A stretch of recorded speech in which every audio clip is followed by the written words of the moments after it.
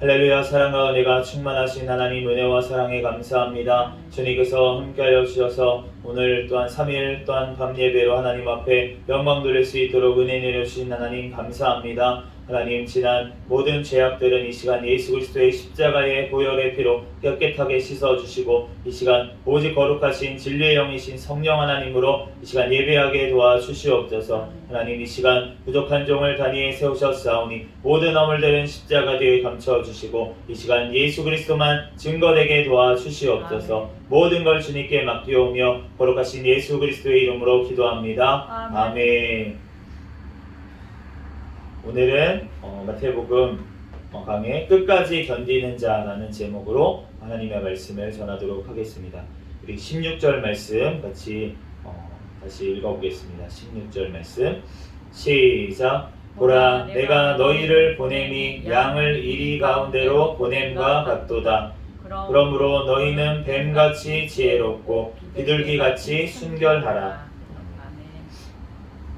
네, 오늘 한글 성경에 보라라고 이 번역이 되어 있죠. 이두라는 단어가 이제 헬라어 성경에 있는데, 오늘 보라라고 하시고 또 내가라고 얘기를 하시는데, 이 헬라어 성경에 보면은 지금 에고라는 그 내가라는 단어가 굳이 붙어 있어요. 붙어 있다는 거는 헬라어에는 이제 자주 말씀을 드렸지만 그 주어가 그 동사 속에 들어 있습니다. 그래서 꼭 굳이 내가라고 다시 안 쓰더라도, 에고라는 표현을 안 쓰더라도 내가 말한다는 것이 다 이제 표현이 되어 있는데, 그런데 지금 내가 보낸다는 표현 앞에 내가라고 또 강조해서 이제 에고라는 단어를 붙여 있습니다. 그러니까 주님께서 지금 굉장히 강조해서 이두라는 단어 뒤에 또 에고라는 단어까지 붙여서 지금 굉장히 강조가 된 것을 알 수가 있는데, 그렇기 때문에 지금 주목해서 우리가 봐야 됩니다. 너희를 보냄이 양을 이리 가운데로 보낸 것 같도다. 양이라고 하는 동물은 이제 이스라엘 구약 성경에 양이라는 동물이 굉장히 많이 나오고, 이제 그 당시에 양을 굉장히 많이 키웠고, 또 구약 성경에 많은 그 족장들이 다 양을 기르는 자들이었고, 다윗 왕마저 이제 어렸을 때는 목자였고, 그러다 보니까 양은 너무나도 친숙한 동물입니다. 그러면서도 이제 이스라엘 백성을 나타내기도 하고 또 제물이기도 했어요. 양이 이제 하나님 앞에 제사를 드릴 때 하나님 앞에 제물로 드려지는 것이 바로 이 양이었습니다. 그렇기 때문에 여기서는 지금 이제 이스라엘 백성을 이제 거의 상징할 때가 많이 있었는데, 그 일이라고 하는 동물은 늑대거든요. 늑대인데 이 성경에는 일이라는 동물은 그렇게 많이 나오진 않습니다. 그런데 에스겔 22장 말씀에 보면은 이 일이라는 동물이 이제 언급을 하시는데, 어떤 문맥 가운데서 언급을 하시냐면 에스겔 22장 27절 말씀에 보면, 그 가운데 그 고관들은 음식물을 삼키는 일이 같아서 불의한 이익을 얻으려고 피를 흘려 영혼을 멸하거늘. 에스겔 선지자를 통해서 하나님이 이리 같은 자들을 얘기를 하시는데, 그 자들은 고관들이었는데 음식물을 삼키는 이리 같이 이익을 얻으려고 피를 흘리는 자, 그러면서 영혼을 멸하는 자. 그러니까 이 고관들이 지금 종교 지도자들까지 겸하던 사람들이었기 때문에, 에스겔 선지자가 이 얘기하는 고관들은 그렇기 때문에 그 영혼을 멸하게 만든다는 거예요. 이익을 취하려고 하다 보니까 그 양의 구원을 위해서 하는 것이 아니라 자기의 이익을 위해서 하고, 그 양이 죽든 말든 영혼에는 관심이 없다는 거예요. 그러니까 지금으로 치면 어떻겠습니까? 만약에 교회라고 하는 이름에 간판은 달아놨는데 자신의 이익만을 위해서 그 양떼들을 착취하고 자기는 경제적인 이익을 얻고, 그러면서 그 영혼들이 천국 가고 지옥 가는 문제에 대해서는 관심이 없다는 거예요. 자기가 이익을 취하기에만 급하는 사람, 그러한 자를 지금 일이라고 지금 표현을 하셨는데, 그런데 지금 양을 이리 가운데 보냄과 같다고 제자들을 파송하는 것이, 그렇게 예수님께서 말씀을 하시는 것입니다. 그런데 이와 반대되는 자가 있는데 바로 예수님이신 줄로 믿습니다. 예수님은 본인이 선한 목자라고 얘기를 하셨어요. 요한복음 10장 말씀에. 그러면서 나는 양을 위하여 목숨을 버린다, 이렇게 말씀을 하셨습니다. 그렇기 때문에 우리가 이 말씀 가운데 지금 있는 말씀처럼 주님께서는 우리를 정말 양과 같이 그렇게 여기시는데, 그런데 우리를 위해서 대신 목숨을 버려서까지 우리를 또한 구하시는, 우리를 또 인도하시는 그 하나님이신 줄로 믿습니다. 그렇기 때문에 우리가 이 제자들이 양을 이리 가운데 보냄과 같지만, 그럼에도 불구하고 예수님께서 그 가운데 이 양들을 지키시고 보호하여 주신 줄로 믿습니다. 그러므로 너희는 뱀같이 지혜롭고 비둘기같이 순결하라 라고 말씀을 하십니다. 뱀같이 지혜롭고 비둘기처럼 순결하라. 이 뱀이라는 동물은 우리가 잘 알듯이 사탄을 상징할 때도 있을 정도로 그렇게 지혜로운 그리고 교활한 그러한 동물로 알려져 있고, 그리고 비둘기 같은 경우에는 비둘기도 이제 예전에 노아의 홍수 때부터 시작해서 성경에 보면은 비둘기, 성령님을 비둘기에 또한 비유할 때도 있을 정도로 이 순결을 얘기하는 동물이에요. 그렇기 때문에 비둘기같이 지금 순결하라고, 그렇게 순결하다는 뜻은 지금 구별됐다는 뜻입니다. 그러니까 주님 앞에 우리가 뱀같이 지혜로워야 된다고 말씀을 하시는 거예요. 왜냐하면은 그 이리와 같은 자들을 구별해야 되기 때문에, 이리와 같은 자들을 분별을 해야 되기 때문에, 그렇기 때문에 뱀과 같이 지혜롭게 행하라고 그렇게 말씀하시는 줄로 믿습니다. 또한 이리와 같은 자들이 너네가 되지 않기 위해서 너네는 구별돼야 된다. 너네는 비둘기처럼 구별돼야 된다라고 지금 말씀하시는 줄로 믿습니다. 로마서 16장 17절에서 19절 말씀에 보면은 지금 이 예수님이 하신 말씀을 이제 그 사도 바울을 통해서 다시 한번 말씀하시는데, 형제들아 내가 너희를 권하노니 너희가 배운 교훈을 거슬러 분쟁을 일으키거나 거치게 하는 자들을 살피고 그들에게서 떠나라. 그들은 자기들의 배만 섬기나니 교활한 말과 아첨하는 말로 순진한 자들의 마음을 미혹하느니라. 너희의 순종함이 모든 사람에게 들리는지라. 그러므로 내가 너희로 말미암아 기뻐하노니 너희가 선한데 지혜롭고 악한데 미련하기를 원하노라. 지금 오늘 본문 말씀에 뱀같이 지혜롭고 비둘기처럼 순결하라고 하신 말씀이 바로 선한데 지혜롭고 악한데는 미련하라고 하신 말씀과 같은 줄로 믿습니다. 우리들이 주님의 또한 말씀을 받고 우리가 나아갈 때 우리가 뱀처럼 지혜로워야 되고 비둘기처럼 또한 순결한 저와 여러분이 되시기를 예수 그리스도의 이름으로 축복합니다. 아멘. 17절 말씀 같이 읽겠습니다. 시작. 사람들을 삼가라. 그들이 너희를 공회에 넘겨주겠고 그들의 회당에서 채찍질하리라. 사람들을 삼가라 라고 되어 있는데, 이 방금 그 전절에 말한 이리와 같은 그러한 사람들을 삼가라고, 주의하라고 그렇게 말씀하신 것입니다. 그러면서 그들이 그 이리와 같은 자들이 너희를 공회들에 넘겨주겠다라고 말씀을 했습니다. 우리말로는 지금 공회라고 그렇게만 되어 있는데 이제 어떤 공적인 회의라는 뜻인데, 그런데 이 공회라는 뜻이 시나드리아라고 하는 그 단어로 되어 있는데, 이 단어는 시나드리온이라고 하면은 이제 산헤들린 공회회, 예수님이 끌려가셨던 그 예루살렘에 있는 산헤들린 공회회는 이제 시나드리온이라고 하는 단수로 이제 성경에 많이 표현이 되어 있어요. 공회라고 했을 때. 그런데 오늘 말씀에는 시나드리아라고 하는 복수형으로 되어 있습니다. 그러니까 공회들이에요. 지방의회라고 할 수가 있겠습니다. 그래서 산헤들린 공회는 아니고, 그 예수님이 지금 이스라엘 각 지방의 동네들마다 파송을 했기 때문에 제자들을 그 지방에 있는 어떤 재판을 하는 기관들, 그리고 그러한 역할을 이제 회당에서 많이 했기 때문에 오늘 말씀처럼 뒤에 회당에서 채찍질하리라 이렇게 말씀을 한 것입니다. 그러니까 17절 말씀에 지금 말하는 이 사람들은 어떤 사람들이냐면 바로 그 당시에 유대교의 종교 지도자들, 바리새인들, 이러한 사람들을 지금 서기관들, 이러한 사람들을 얘기하고 있습니다. 그러니까 지금 겉으로는 하나님을 믿는다는 사람들, 그런 사람들 가운데서 너네가 분별하라고 말씀을 하시는 거예요. 우리가 교회를 다닌다고 하는, 같은 기독교라고 하는 그 사람들 내에서 우리가 온전히 분별해야 될 줄로 믿습니다. 우리가 뱀처럼 정말 지혜롭게 정말 하나님의 말씀에 어떤 사람이 어긋난 주장을 하는 것이 있다면 그 사람이 아무리 유명한 사람이고 아무리 유명한 자라고 할지라도 분별을 해야 되는 거예요. 그 말씀에 따라가지 말고 하나님의 말씀에 우리는 따라가야 될 줄 믿습니다. 그러므로 우리가 예수님의 말씀을 떠나서 다르게 얘기하는 어떠한 자들을 우리가 분별을 해야 될 줄로 믿습니다. 그들은 우리를 핍박하는 데 나아가게 된다는 거예요. 이 제자들을 지금 회당에서 채찍질 하리라 라고 말씀을 하셨습니다. 그런데 이 말씀이 언제 이루어졌냐면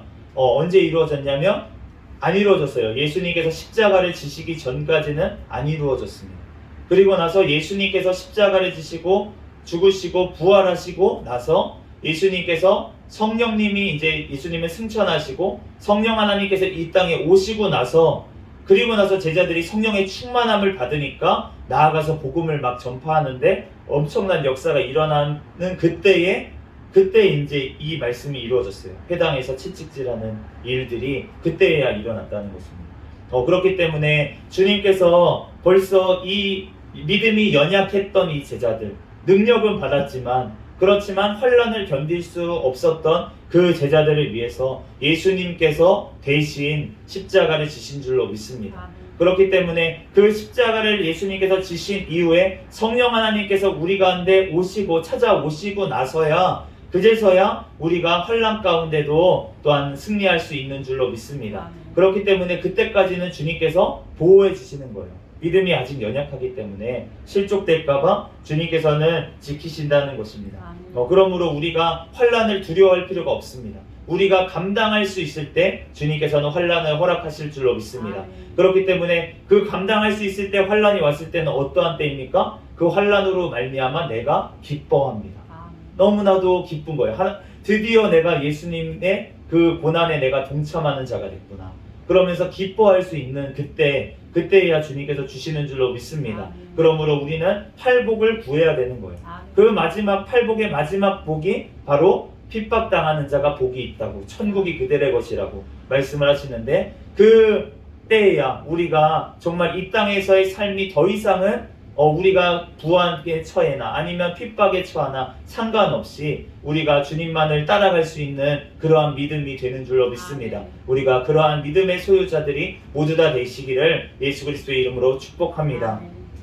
18절 말씀 같이 읽겠습니다. 시작. 또 너희가 나로 말미암아 총독들과 임금들 앞에 끌려가리니 이는 그들과 이방인들에게 증거가 되게 하려 하심이라. 아멘. 지금 17절 말씀 가운데는 종교 지도자들이었는데 지금 18절 말씀에 보면 총독들과 임금들, 그러니까 정치 지도자들 앞에서 지금 복음을 증거하게 되겠다고 말씀을 하십니다. 우리가 사도행전에 보면 이 말씀은 언제쯤 이루어졌냐면 사도 바울을 통해서 이루어졌어요. 사도 바울이 이제 임금들 그리고 총독들 앞에 가서 그렇게 복음을 담대하게 증거한 것을 우리가 알 수가 있습니다. 그렇기 때문에 우리가 정말로 그 다음 단계, 우리가 종교 가운데서 정말 하나님의 그걸 뛰어넘어서 교계를 뛰어넘어서 정말 주님의 제자로서 온전히 바로 서게 되면은 그러면은 우리는 어디에까지 정치계에서도 그렇게 핍박 가운데서도 예수 그리스도를 증거할 수 있는 데까지 나아가게 될 줄로 믿습니다. 지금 우리나라 정치계에 정말 많은 너무나도 정치적으로 다 그 반기독교적인 세력들이 다 정치를 잡고 있어서 정말로 교회를 어떻게 하면 파괴할까 이런 생각만 하고 있는 것 같아요.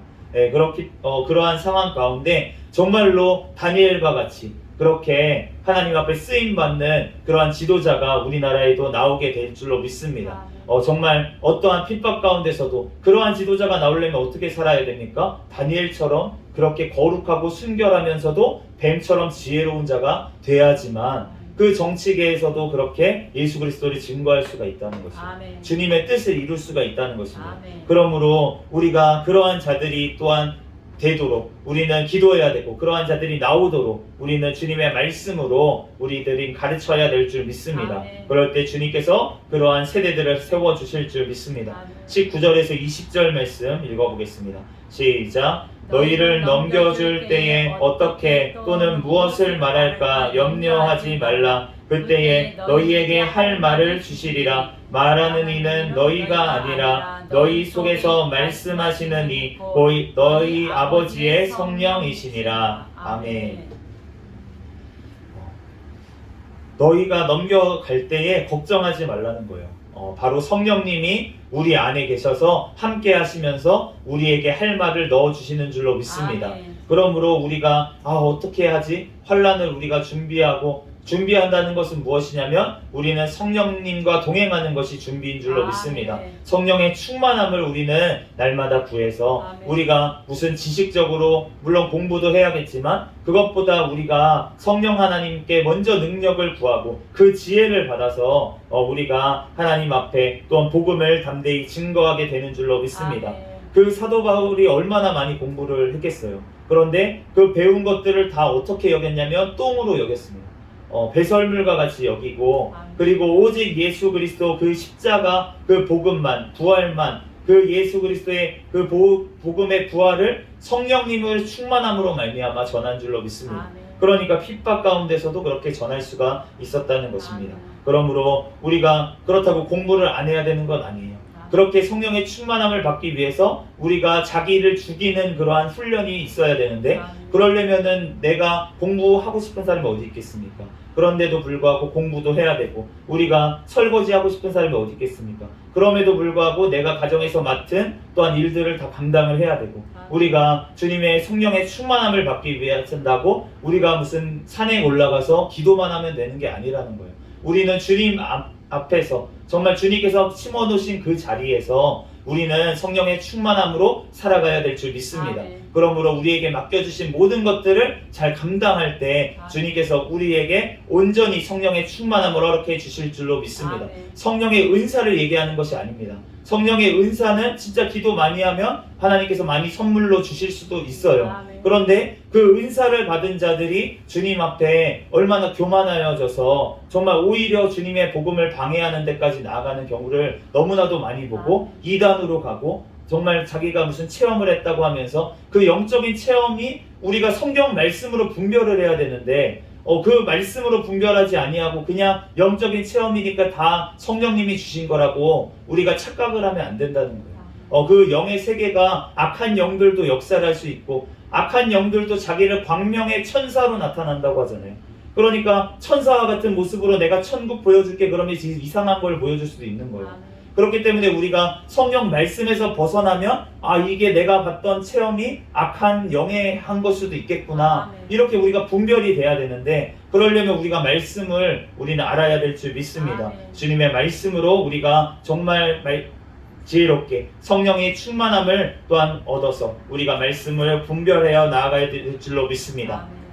21절 말씀 읽어보겠습니다. 시작. 장차 형제가 형제를 아버지가 자식을 죽는 데에 내주며 자식들이 부모를 대적하여 죽게 하리라.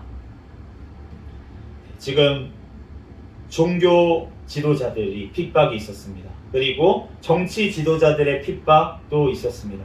그런데 심지어 무슨 핍박까지 받냐면 가족들 가운데 핍박을 받는다는 거예요. 우리가 가족이라고 하는 공동체는 주님께서 주신 것인 줄로 믿습니다. 그런데 우리가 예수 그리스도를 통해서 그 가족 가운데 분쟁이 일어날 수 있다고 예수님께서는 분명히 말씀을 하셨어요. 우리가 예수 그리스도를 모두 다 믿는 가정이라면 그 가정이 만치 천국의 샘플로 주님께서 세워주시는 줄로 믿습니다. 그런데 이 땅에서 아직 예수님을 믿지 않는 가족이 섞여 있는 그 가정은 전쟁터라는 거예요. 마태복음 10장 34절 말씀에 내가 세상에 화평을 주러 온 줄로 생각하지 말라. 화평이 아니요 검을 주러 왔노라. 그러면서 그 뒤에 가족끼리 서로 분쟁하게 할 것이다 라고 말씀을 하시는데 우리가 그 예수 그리스도를 믿지 않는 가족과 화평한다는 것은 말이 안 되는 거예요. 예수 그리스도를 믿지 않는 가족이 주일 껴가지고 놀러 가자 그럽니다. 2박 3일로. 그러면은 어떻게 됩니까? 전쟁이죠. 아니죠. 못 간다고 해야죠. 주일은 지켜야 됩니다. 그래서 못 갑니다. 라고 해야지만 온전한 그런 신앙의 의미 아니겠습니까? 그런데 우리 부모님 말씀에 잘 순종해야지. 그러면서 여행 가니까 따라가고, 남편 말에 순종해야지. 그거는 화목을 위한 것이 아니고 화평을, 진정한 화평이 아니라 타협인 줄로 믿습니다. 아멘. 신앙에 타협을 해서는 안 된다는 거예요. 아멘. 우리는 주님 앞에 온전히 구별되어 바로 서야 될 줄로 믿습니다. 아멘. 그러므로 믿지 않는 가정이 있다면, 아직 인가교도 되지 않았다면 지금 매일매일이 전쟁입니다. 아멘. 그러면은 영적인 전쟁을 해야 될 텐데, 우리가 무슨 육신적으로 부모님하고 아니면은 자녀들하고 싸우라는 게 아니잖아요. 우리가 주님 앞에 영적으로 깨어서 날마다 그 뒤에 있는 악한 세력들과 기도로 싸워야 될 줄 믿습니다. 아멘. 그러므로 그 영혼들을 찾아와야 되잖아요. 아멘. 그러므로 우리가 주님 앞에 늘 깨어서 부르짖어 기도하면서 그 가정 가운데 주님께서 말씀하신 증인의 삶을 살아야 될 줄 믿습니다. 아멘. 그러므로 그 증인의 삶이, 우리가 말로만 예수 믿으세요? 말로만 예수 믿으세요? 그러면은 믿겠습니까?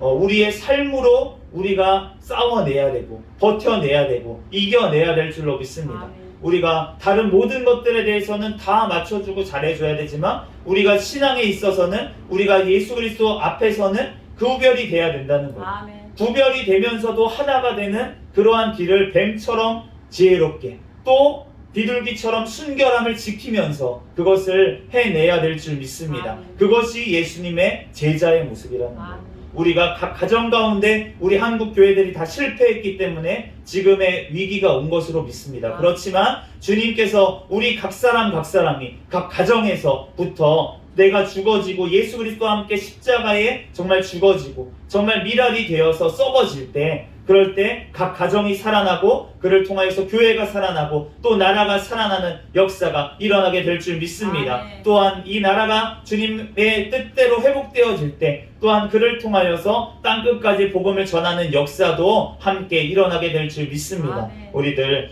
그때가 올 때까지 우리는 기도로 나아가야 되고, 그 가정 가운데 심겨진 그 자리에서 우리는 최선을 다하여 살아내야 될 줄 믿습니다. 아멘. 22절 말씀 같이 읽겠습니다. 시작. 또 너희가 내 이름으로 말미암아 모든 사람에게 미움을 받을 것이나 나중까지 견디는 자는 구원을 얻으리라. 아멘. 이 끝까지 견디는 자는 구원을 얻는다고 오늘 말씀을 하셨습니다. 아멘. 내 이름으로 말미암아, 예수 그리스도의 이름, 그리스도인이라는 이름, 기독교인이라는 이름, 그러한 이름으로 말미암아 너네가 모든 사람에게 미움을 받게 될 것이다. 모든 사람에게 미움을 받게 되실 것이다. 이러한 일들이 점점 가고 있는 것 같아요. 지금 감리교에서 어떠한 일이 벌어지고 있냐면, 감리교에서 재판이 하나 열어졌습니다. 어떠한 재판이었냐면, 그 목사 한 명이, 감리교 목사 한 명이 퀴어 축제에 가서, 동성애자들이 하는 축제에 가가지고 거기서 축복을 해줬어요. 그 동성애자들을. 그래서 우리가 동성애자들을 우리가 미워하지 말아야 될 줄 믿습니다. 아멘. 그 영혼들을 불쌍히 여기고 그 영혼들을 위해서 기도하고 그 영혼들이 바른 길로 돌아올 수 있도록, 예수 그리스도 안에 돌아올 수 있도록 우리는 기도하고 권면하고 그 영혼들을 사랑해야 될 줄 믿습니다. 아멘. 그런데 그 영혼들이 있을 때 회개를 하게 만드는 게 사랑이라는 거예요. 아멘. 그런데 거기 가서 그냥 축복을 해주고, 너네는 너네 그대로 하나님께서 사랑하신다, 죄 가운데 있는데 그럼에도 사랑하신다 라고 그렇게 지어내면서 거짓말을 하면서 지금 마귀한테 붙잡혀가지고 있는 사람들에게 너네가 지금 하나님 앞에 붙잡혀 있다고 얘기하는 게, 그게 목사가 할 일이 아니지 않습니까? 아멘. 죄 가운데서 건져내는 게 목사가 할 일이죠. 아멘. 그렇기 때문에 그 감리교에서 제대로 재판을 한 거죠. 정직을 내렸습니다. 2년간. 2년간 정직 처분을 내렸어요. 목사 일을 못하고 정직이 되도록 2년을 했습니다. 그런데 그럼에도 불구하고 그러면 회개를 해야 되잖아요.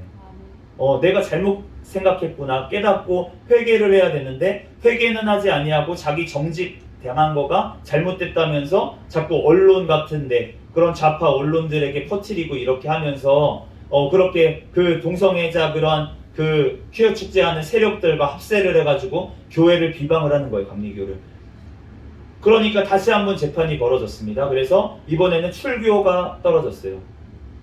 그랬더니 지금 하는 것이 무엇입니까? 국가 재판소에 다시 항소를 하겠다고 이렇게 얘기를 하는 거예요. 그런데 그걸 보면서 세상 사람들은 뭐라고 합니까? 교회가 잘못됐다. 감리교가 잘못됐다. 잘못된 재판을 했다. 시대착오적인 재판을 했다. 이렇게 얘기를 하고 있는 거예요. 그러니까 지금 예수 그리스도의 이름으로 하나님의 말씀으로 비춰서 제대로 재판을 하고 치리를 했는데 그것으로 말미암아 세상 사람들에게 지금 욕을 먹고 있는 이러한 시대를 우리는 살고 있습니다.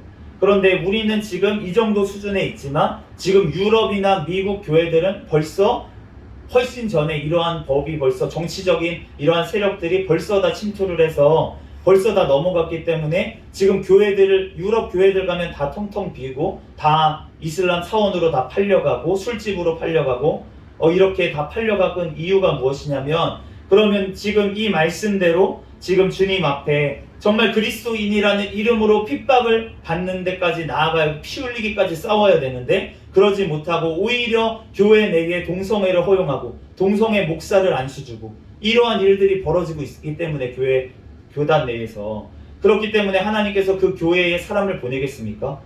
더 이상 교회가 아닌데.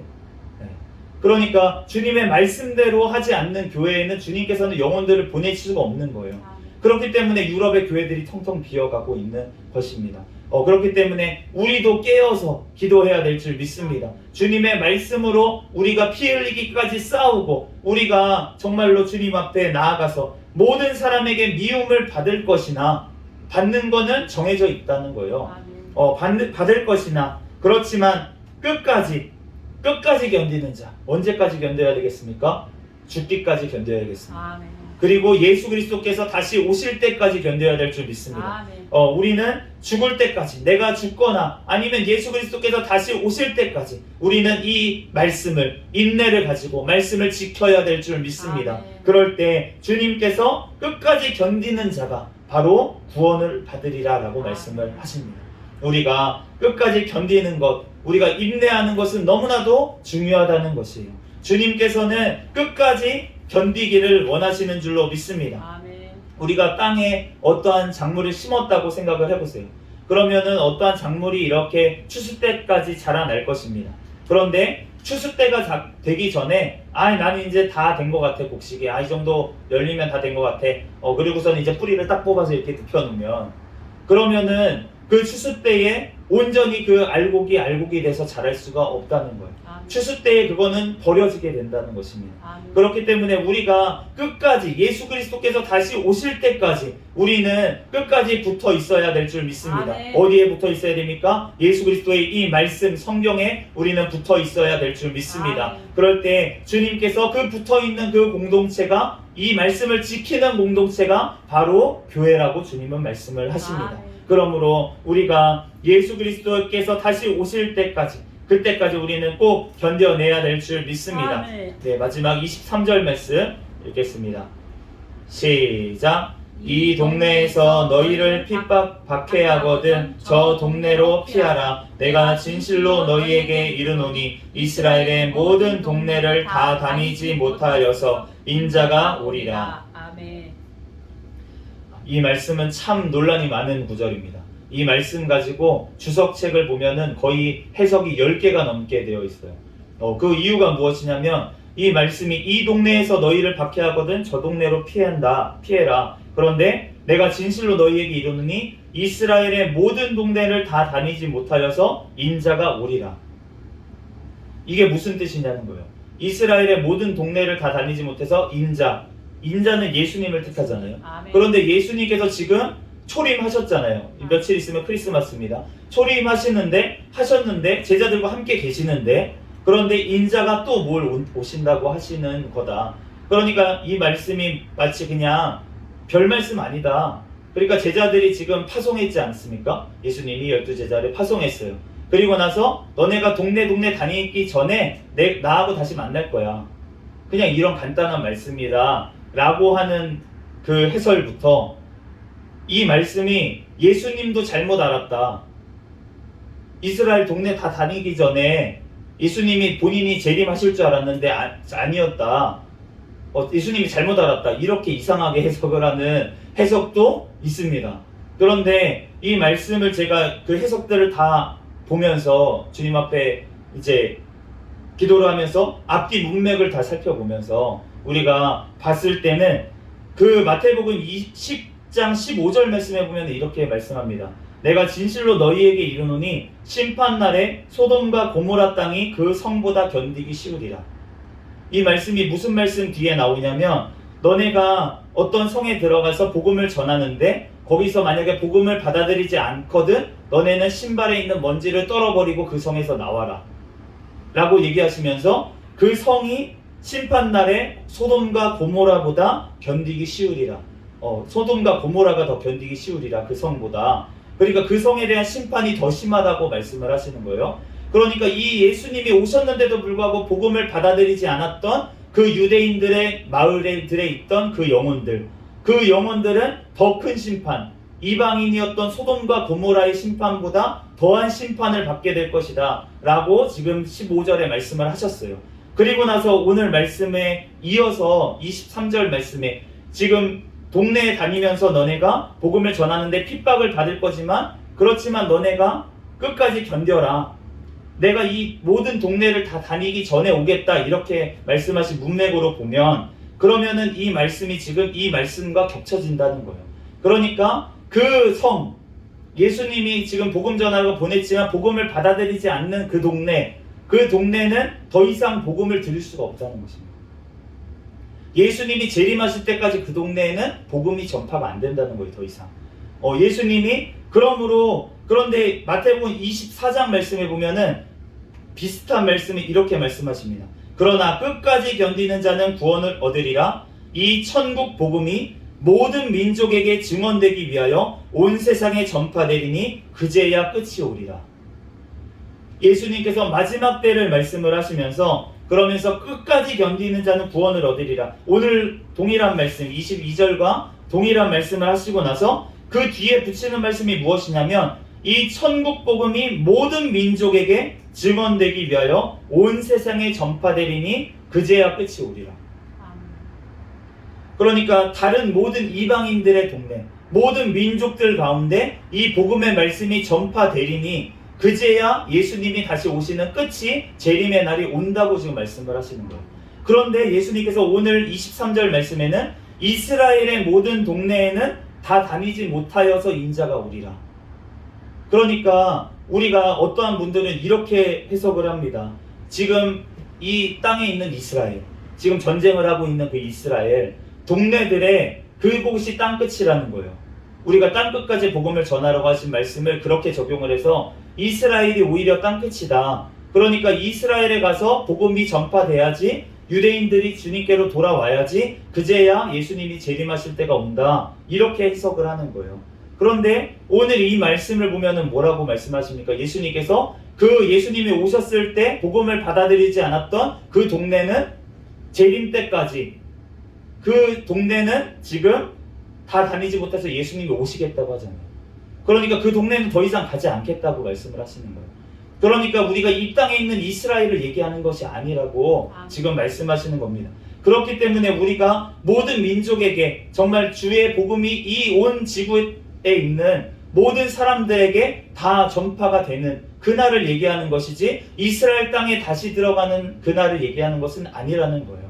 우리가 어떤 지역에 어떠한 현상만을 가지고 거기에 맞춰서 우리가 포커스를 맞춰서 그렇게 해석을 하는 게 세대주의라고 합니다. 그런데 우리나라에 들어올 때 너무나도 많은 분들이, 우리나라의 초창기에 왔던 많은 선교사님들, 그리고 그 복음을 받아들였던 많은 목사님들, 그리고 엄청 유명한 우리 목사님들, 대형 교회를 섬겼던 많은 목사님들이 이 세대주의를 가지고 가르쳤어요.